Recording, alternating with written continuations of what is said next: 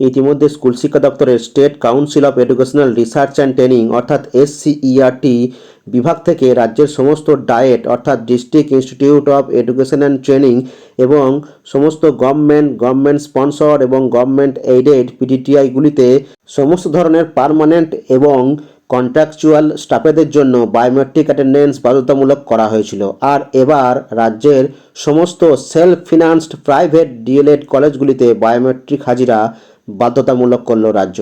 পশ্চিমবঙ্গ প্রাথমিক শিক্ষা পর্ষদ থেকে গতকাল 18ই মার্চ একটি নোটিশ জারি করা হয়েছে, যেখানে NCT স্বীকৃত এবং পশ্চিমবঙ্গ প্রাথমিক শিক্ষা পর্ষদ অনুমোদিত রাজ্যের সব বেসরকারি DLED প্রতিষ্ঠানগুলির ছাত্রছাত্রী, শিক্ষক শিক্ষিকা, শিক্ষাকর্মীদের বায়োমেট্রিক অ্যাটেন্ডেন্সের কথা বলা হয়েছে।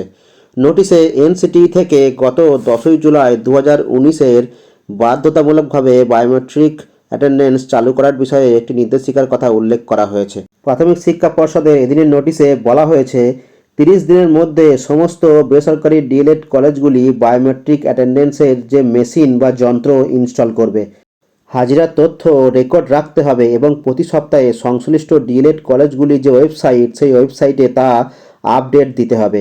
এই অর্ডার ভায়োলেট করা হলে অথবা না মানা হলে NCT নিয়ম অনুযায়ী ওই প্রতিষ্ঠানের অনুমোদন প্রত্যাহার করে নেওয়া হবে বলে জানানো হয়েছে।